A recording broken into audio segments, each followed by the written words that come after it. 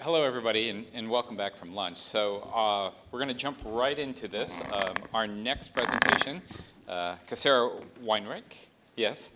Good afternoon, everyone. Thank you so much for attending this discussion. I think it's a topic I'm really passionate about, and I can't wait to hopefully light up that passion in each of you as well. My name is Weinrich. I am a principal consultant for future of work strategy for ADP. And my MBA was core in predictive and prescriptive analytics, and so the value of data is something that I am not only deeply knowledgeable on, but again, deeply passionate about. I think when I study the future of work, this is where most of my research lies. I'm also going back to school right now for my PhD in anthropology, and I find that the connection to data and humanity is a lot more aligned than one might think. A woman in the audience just gave me eyebrows like, what, anthropology? What does that have to do with data, right? And so my dissertation proposal was actually aligning artificial intelligence and anthropology, and I think a lot of what we're going to be discussing today truly comes back to the human condition around upskilling, reskilling, and then identifying the ways in which their impact is felt throughout the entire organization. So I have the presentation broken up into 3 separate kind of sessions, 3 different topics, and so if there are questions after each area, I can stop and ask and give John some cardio every 10 minutes here, get him up and walking around, yeah. Work off lunch, keep you guys awake. So the first session, we're just going to talk about what data literacy actually is and why you should care. And then next, how to measure it. And then really how to champion your culture to be a data literate culture.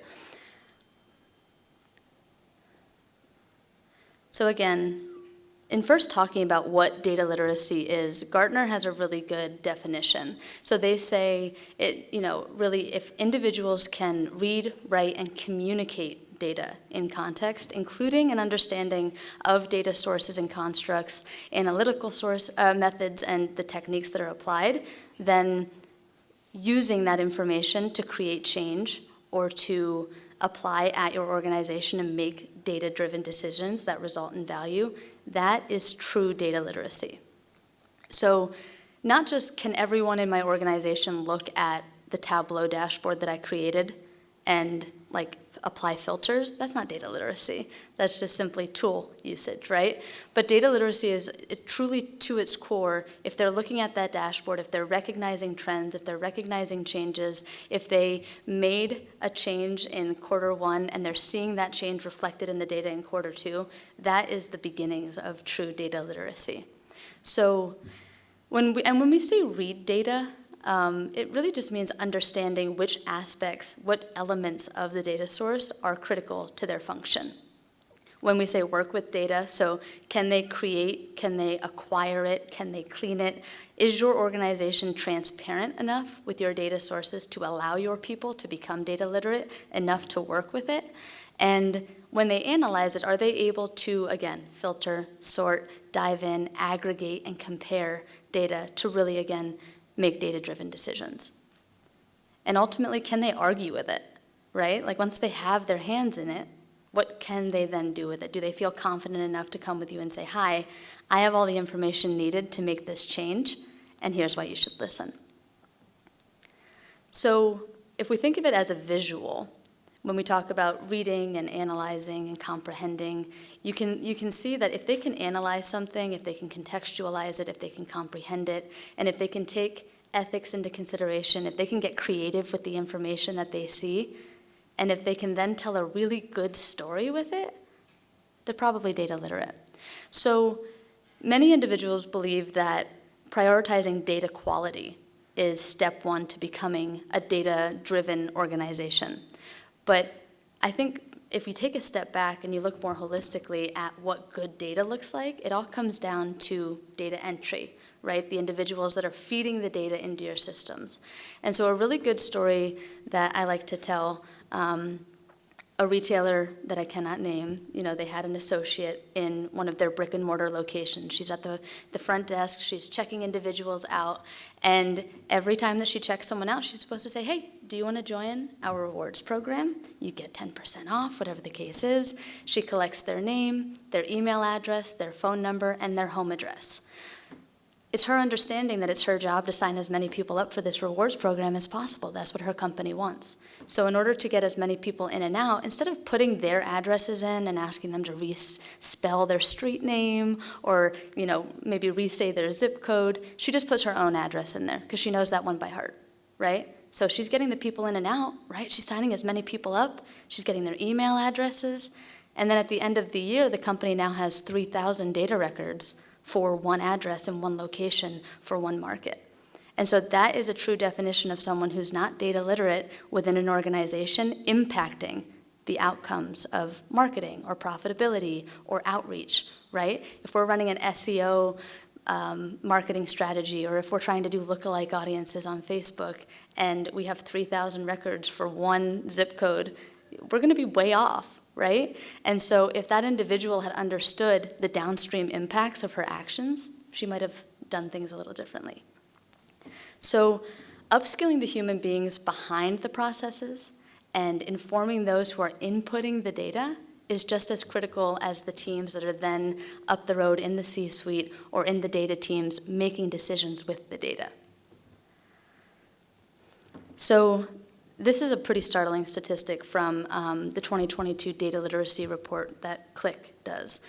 89% of C-level executives expect their team members to be able to explain how data has informed their decisions, yet only 11% of employees feel confident in doing so. So look at that disconnect. I mean, as a C-suite, they're like, yeah, I want my people to be data-driven. They have Apple Watches. They have analytics on their social media. They can see how many people are following them and liking their pictures. They're used to data, right? They're used to making decisions based on what people enjoy. But in a business setting, only 11% of employees feel confident in being able to do so. And what's interesting here is when we talk about data literacy, in the past, most employees have taken it upon themselves to say, hey, I see this hole in the market. I think I need to become more data literate. So I'm going to go take a course. I'm going to go to my local community college or go online to Coursera and take a data literacy course.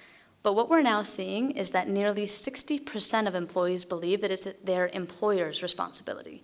It is someone within their organization's responsibility to tell them, hey, this is something that we want you to be competent at or efficient within. So in thinking about data literacy, the reality is that it might take a more collective approach, not just, hey, we're the data team and we know how to work with data and we're going to tell the C-suite or the strategic professionals how to utilize this information and we're going to become the strategic team. But again, making it a more holistic approach to getting data literacy into every layer of the organization. So before we move into measuring data literacy, any questions on that piece? Okay, I have one. Oh, great. So do you separate in this, because I've seen this at companies as well, where there are those who simply want to be consumers to make decisions, but they don't want to actually do the messy work. They're too busy to work with data, find the right data, filter. They'd rather just put in a rec into IT and wait. Yeah. Do you separate that in literacy? I don't think so. I think No? those people should be concerned about how confident they're going to be in 5 years. And That's what I think. right. But, But I know, again, anyone who's worked on a data team has had that, right? Where they know that the person will never even open the dashboard. They just want to be told what it says. Yeah. Absolutely. And so I do think, when I say it needs to embed itself into every layer of the organization, it's not just that woman at the front desk, it's also the CEO of the company that needs to be prepared. And obviously, again, that person's probably fed more information than consuming. But to your point, I do believe that it's critical. So we've talked about ways in which improving data literacy can impact an organization and really the gaps between what executives believe and what employees are capable of. But here are some things that when we think, for measuring data literacy, when you look at the teams maybe that you support or the teams that you're on, how many managers within your organization or team leaders or whatever the case is can actually construct a business case based on concrete, accurate, and relevant numbers within your organization? How many people in your business can draw a direct line from their actions, right? That lady at the front desk at the retailer. How many individuals can draw a direct line between their actions and the business outcomes? And are your teams and leaders and executives doing a good job at identifying what those actions do for your business? And then really, how easy is it to pull information together cross-functionally? I think there's a lot of vendors that are out there in this space that are trying to show you the ways in which you can pull all your data sources together and create, really awesome, easy-to-use data warehouses. But how easy is it if a manager were to come to you and say, I want to become data-driven, I want to impact my business and become a strategic player, but in order to do so, I need information from X, bless you. I need information from multiple pillars, and how easy would it be for your teams to be able to do so?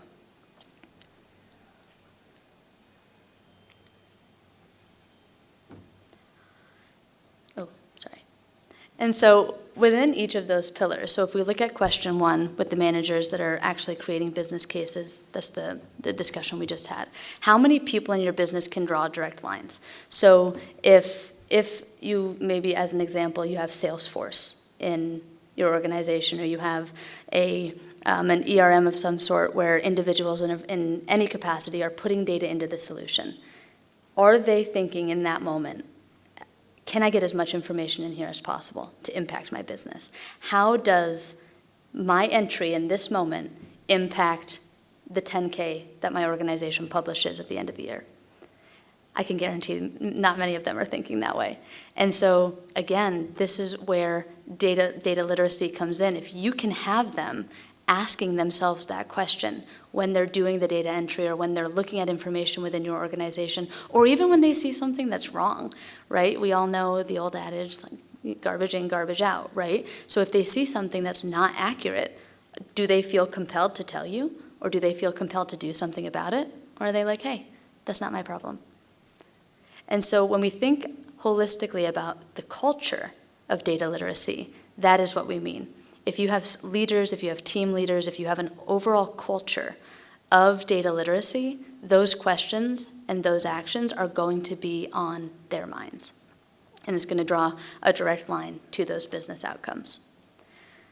And again, how easy is it for a manager or for a team leader or even for an individual contributor? If they came to you and they said, hi, we see some regulations and some compliance initiatives coming. I know we always see them in the United States. Whether or not they actually come to fruition is a different story. But if they come to you and they say, hi, I would like a full story around my impact to this organization. If they are data literate, they're going to begin to ask these questions. How can I see more information about how I impact our organization? How can I see more information on myself? And so we're also seeing from a people perspective that they, again, I mentioned the Apple Watch, like I have more information on myself than at any point in history. I know how well I sleep. While I'm sleeping, I have technology telling me that information. And yet I walk into my employer and I generally know maybe if I have metrics, if I have KPIs, that's what I know, right? That's how I'm measured. But truly having that direct line to what my actions do for the business, it's going to improve engagement, it's going to improve productivity, and they're going to begin to care about your business as if it's their own.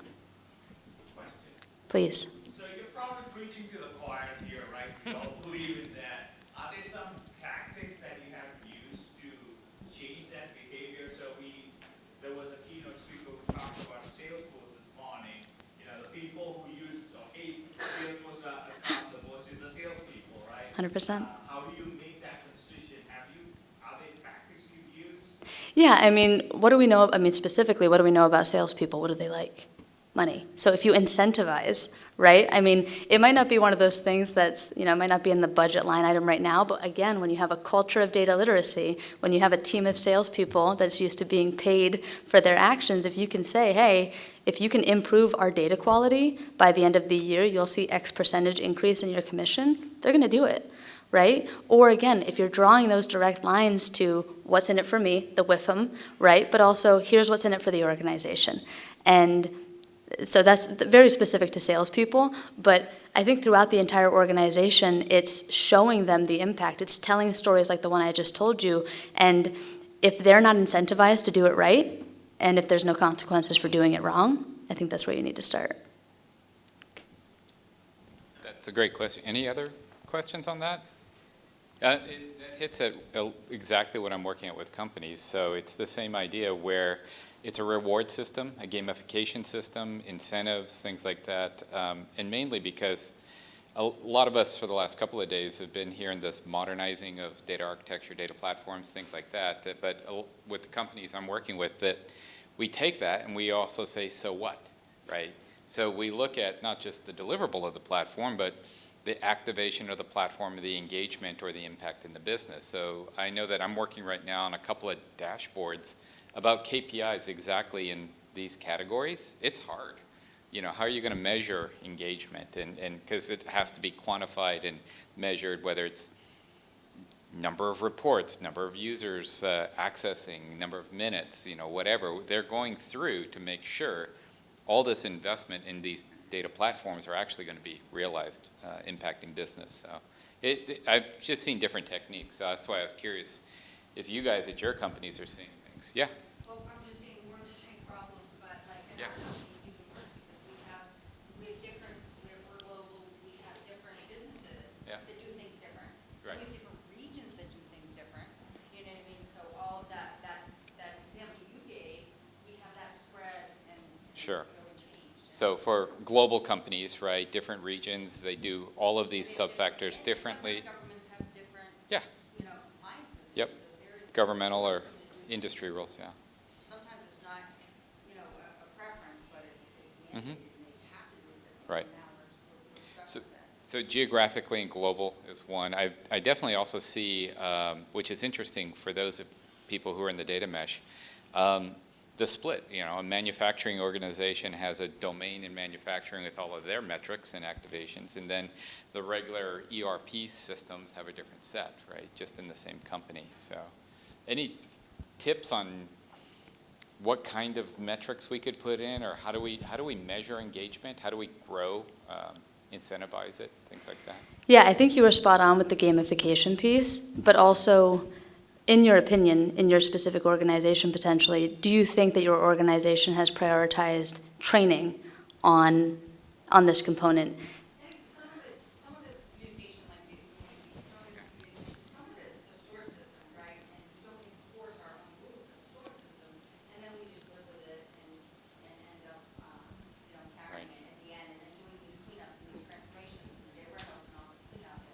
And now by then, it's been changed so much, it's not really worth anything.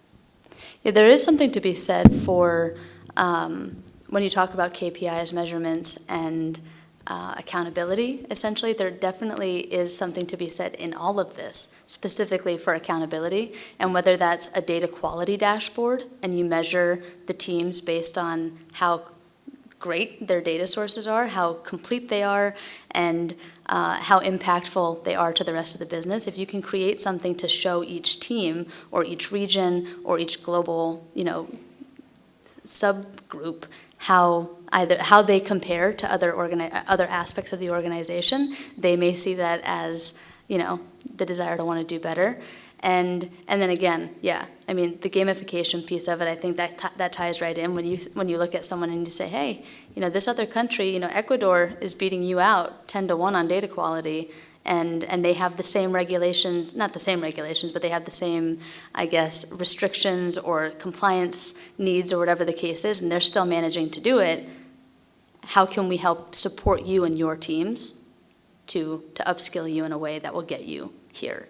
Like at our company, we're a manufacturing company. Just for everybody. I'm sorry. Like, we're a manufacturing company, you know, and they're really focused on manufacturing, making a product and making money. And so getting that data initiative or getting people to even care about this is really hard. They think data is a digital issue. You know what I mean? So it's really almost cultural. And that's it. I'm a really huge component of small wins. If you can find one manager, if you can find one leader that will believe in this initiative and give them 3 months, start tracking their data, focus solely on maybe that one person or one core pilot group, and then show the outcomes, whether it's less overtime hours or more productivity or less errors, whatever the case is in your environment, you would then be able to take it to the company and say, hey, we were able to get this pilot group together. It's a small win, but it's a win nonetheless. Let's look at this on a global scale. Let's look at this on a company-wide scale, and we're improving our profitability by 10%. And then people are listening. I completely agree. That's been my experience, that when you can quantify the amount of dollars in rework or the amount of dollars in ineffective marketing or whatever, and translate that, then they take quality more serious. Quality is up there right now. My experience has been that when you kind of publish the quality of data sets to different regions and different business units, it's actually less effective. I actually thought airing the dirty laundry was going to be useful. Yeah, it doesn't work. So that was my experience. And then I found that if you do these data literacy kind of communities and get kind of this community support, kind of make it a group thing, the influence, but the main thing is that when you start making rock stars, people want to role model after them. When you put them on stage talking about their great program and they're getting all these accolades and recognition by senior executives, then others will tend to emulate that and you create movement. So that's another thing that I found work. And then the last thing, I think we were talking about how when we start off the programs and we look at budgets for this stuff, I very specifically will ask how much of this budget is going to go towards the literacy, the engagement, how much money are we going to spend? I've seen companies engage local universities to bring a joint data literacy program into the companies, but just ask them, how much money will we have to spend on literacy? And then you'll get some realistic answers. It's not just, walking around saying we're a data culture type of thing. So I completely agree with all the ones you're pointing out too. So Beautiful. Yeah, and I think we'll talk next about creating a data literate culture and championing that. So perfect segue. Thank you. And I think what's important here is that to his point, those individual contributors that become passionate about this and that find a love and a true desire to become data-driven within your organization, they are going to light a fire. And so, but when we think of current state, again, from Accenture just a couple of years ago, so we know that this has probably changed a little bit, but 33% of employees will actually find a task alternative to avoid data use, and 14% of employees will simply avoid that task altogether.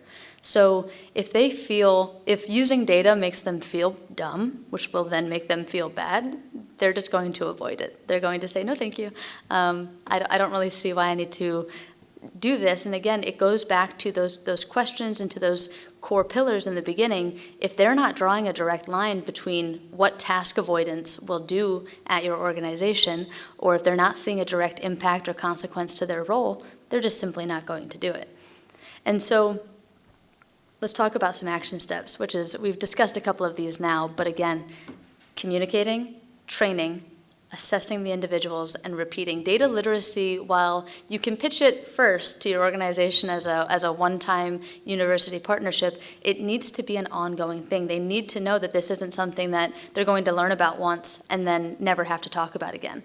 And you're also going to have to train them to become just more fluent in using data within their role. So if there are ways, if there are current roles within your organization that could benefit from ongoing data usage that don't today, do it. If it doesn't, obviously in some examples, even if we think of an associate on a manufacturing floor and gamifying that, right? If you begin to show productivity measurements within the warehouse and how active a certain employee is or how good they are at their job, they're going to start feeling like, hey, I'm using data to become more productive. I'm using, again, gamification is essentially competition, but I'm using that to boost the productivity of my organization. And then there are many tools that you can utilize to assess data literacy within your organization. There's an organization called the Data Literacy Project, and they have multiple tests and examinations that are out there for free on the internet that you would be able to even get a baseline. So in your example, if you can find someone on a team that might be interested in becoming more data literate, and you can set a foundational level with the Data Literacy Project, and then measure it again in 3 months, and then measure it again in 6 months, you're also then going to, again, see those small wins. The more that they have access to using the data, the more comfortable they're going to become, and the more often they're going to want to do it. So again, the key tenet here is that data literacy is a never-ending journey. It's not a one and done. It's not a destination to say, hey, we're data literate. We did it. We did the training. We're good. It needs to be something that you're continuously checking in on and assessing. And then the second piece is, right now you have a current staff, right? You have current employees. You have individuals that you might want to reskill and upskill. But is your talent acquisition team prepared to hire individuals that are already data literate? Do they have questions within their interview guides? Are your managers and leaders armed with questions and ideas to say, hey, tell me about a time when you had to use data within your organization to make an impact? It's a simple question, but you're already assessing the data literacy of the talent that you're bringing in, which will then make your job that much easier.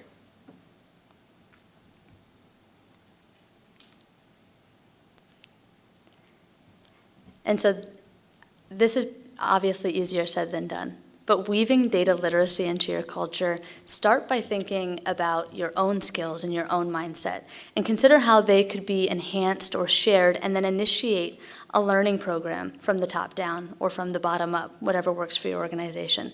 Create an active data culture that embraces the best of human and machine alignment and learning, and democratize your trusted data. And I know, again, easier said than done, but individuals cannot be data-driven and data literate if they're never given access to the information.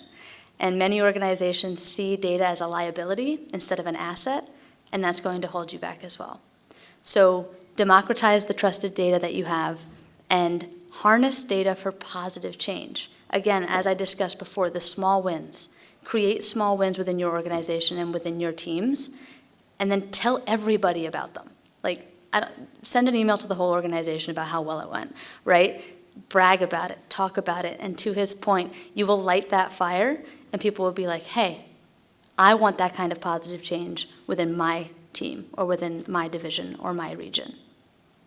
And you can work toward these sustainable goals and new metrics of progress with a system that it'll deliver active intelligence throughout your entire organization, and it's something that can easily be ROI'd to your C-suite and to your executives.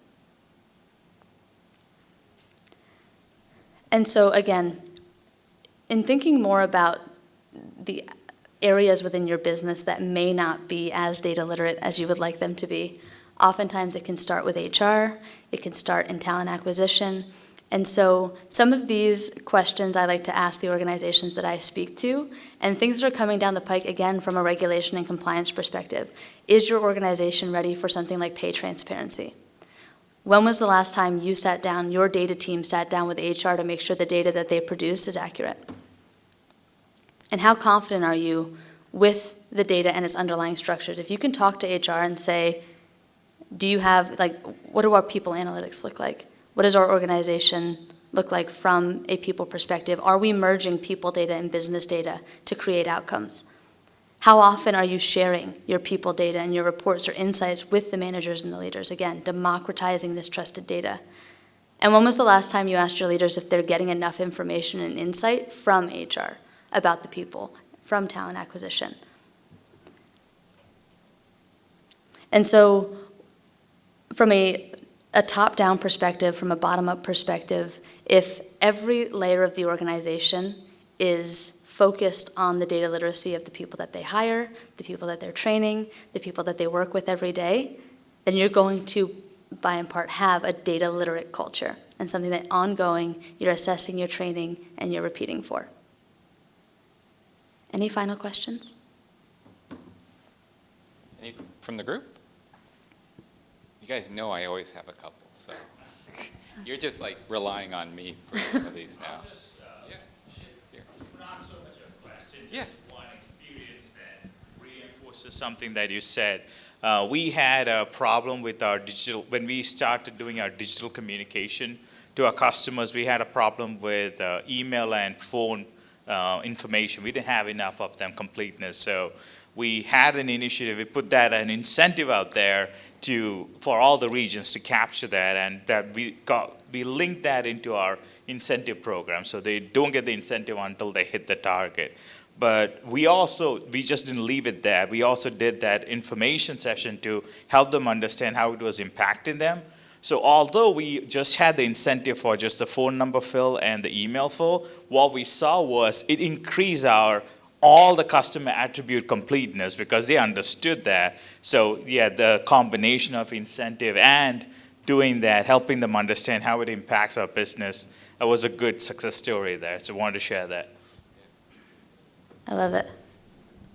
And it's interesting too, because you incentivize for a period of time, but have you seen the phone number and email completeness being then okay now? Yes. Right. So it's not an incentive anymore, but we still track it and publish it, and it continues to improve. That's a great point, yeah. That's it. Yep. So once it's incentivized, it's on their mind, they know that they're being rewarded for it, and then it becomes a best practice. And you no longer have to incentivize, but your organization still reaps the benefits of having quality data. Any other experiences? I mean, I think a lot of our experiences might align to and support what she's saying. I will say that one of the things I've realized is companies are shifting back to being very clear at communicating their mission, being mission-oriented and helping people kind of reconnect to their mission, and therefore recognizing that, you know, data literacy plays a big part in that. I've got several companies now that are very much on the environmental and sustainability mission, and therefore their people are like, yeah, I care about the world, I recycle at home, and I'm going to work just a little bit extra to, you know, expand on the mission. So that's one of the things I'm seeing, this kind of way to align data literacy as well. I love that. And what we know too is when the employees are that passionate about the company's mission, they stay, they refer in, right? And then also we're seeing a shift in buyers and in the market to where the generations that are now more broadly eating up chunks of the market also want to buy from organizations that are very transparent about things like ESG. Yeah. And if they can completely tie back because of data, their impact in those components, they're going to see an increase in profitability as well. Yeah, this one company started off that way. They're at the executive level, made the decision, went to Wall Street, announced it, and now they've got like 5 years to deliver on their competitive differentiator, which is going to be sustainability. And they believe their buyers will pick them over competition because they're environmentally sustainable. So, and that's really, I'm watching in the company how much people are rallying more around the mission, right? Then, hey, we have to be, data literate for whatever type of thing. The other experience I would just share that's kind of a new one for me on the people intelligence side. I'm used to seeing the lead to cash and these other kinds of processes that people are working. I've never heard of the one that was hire to retire. So there's a hire to retire process that a lot of this data intelligence and analytics work is going back into, but just from the minute we onboard them and train them and bring them through their career to the point that they retires, they're looking at the total employee kind of life cycle value. It's just mind-blowing to me. So absolutely. People intelligence is something I'm very incredibly passionate about, and I think individuals are going to become increasingly passionate about having intelligence on themselves and, again, their impact. So starting now with a data literacy initiative that draws those direct lines back to outcomes is only going to set you up, again, as someone who studies the future of work, for really great best practices that'll lead you into the future easily. yeah. So, any other thoughts?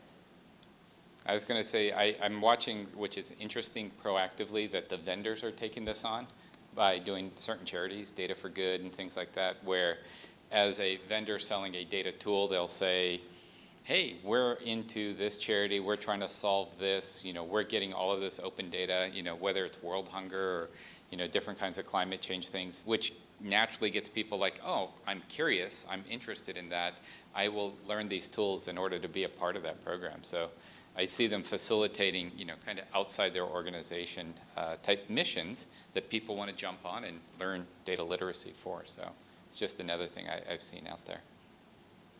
But Brilliant. all right. Well, with that, I guess we will wrap up. Thank you so much, Thank you. Sarah.